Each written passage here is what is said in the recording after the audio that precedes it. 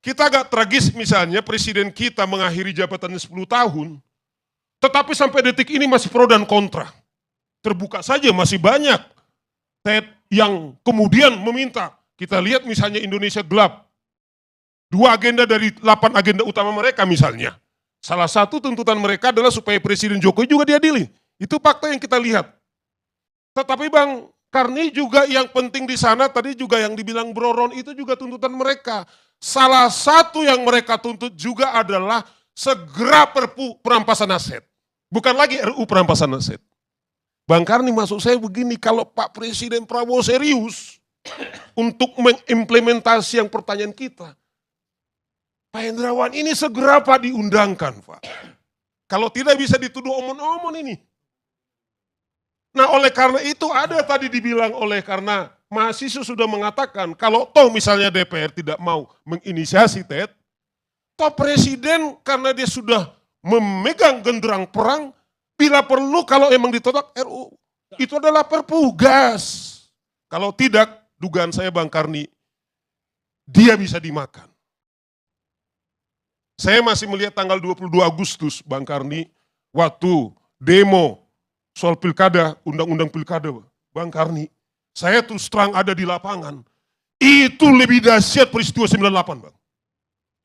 Yang Garuda Biru itu Bang.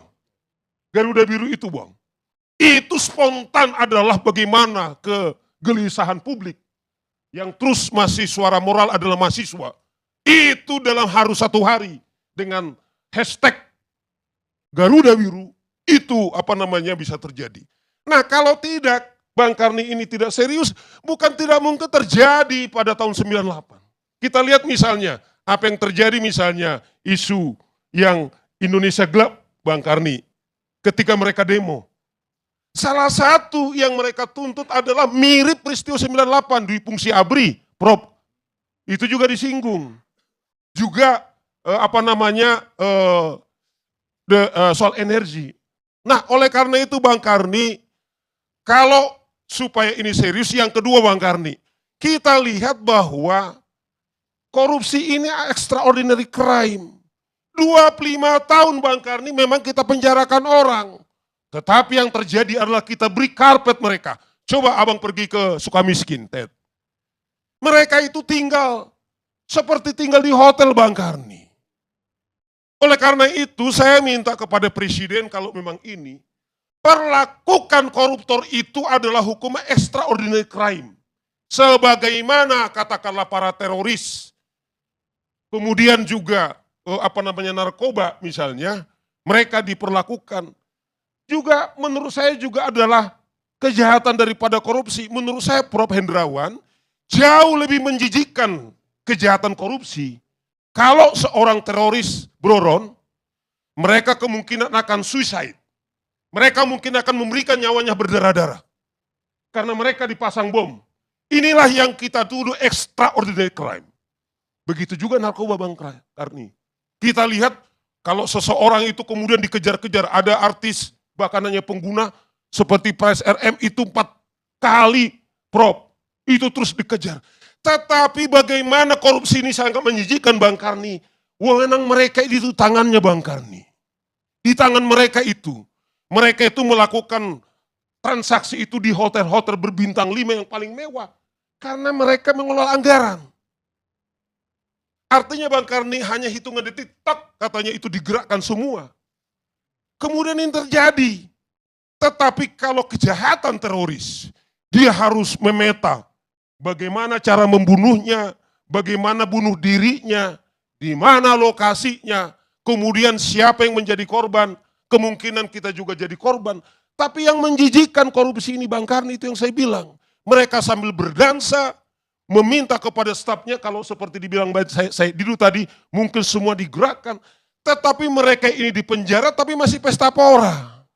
Bahkan tadi Ron mengatakan, bahkan mungkin mereka tidak takut atas kekayaannya. Nah oleh karena itu Bang Karni, pasal 2 di Undang Tipikor itu bisa dihukum mati Bang Karni. Oleh karena itu kalau Pak Presiden serius Bang Karni, ini momen of truth. Tadi seperti dibilang oleh Bang Said Didu, dalam bulan puasa ini, mengawali genderang perang ini Bang Karni.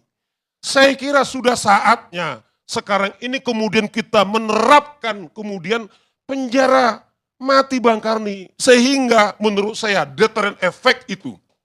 Ya toh, ya kalau tepuk tangannya kok kurang gitu loh, jadi ragu. Saya bukan minta maaf Ron, kita bukan soal bermain-main soal hak asasi manusia. Korupsi itu adalah sudah pelanggaran serius, HAM berat. Bayangkan katakanlah kita singgung sedikit yang di Pertamina, Bung Peiliang. Artinya 280 juta orang korban, semua kita korban karena semua kita memakai Pertamina. Artinya hak asasi setiap warga negara Indonesia kemudian korban atas kejadian daripada korupsi ini. Nah, dengan demikian saya kira pertanyaan saya tetap optimis Bang Karni karena memang dia pelayan rakyat. Yang berdaulat itu adalah rakyat, mau tidak mau dia harus terus ini tuntas sehingga itu yang kita harapkan Bang Karni.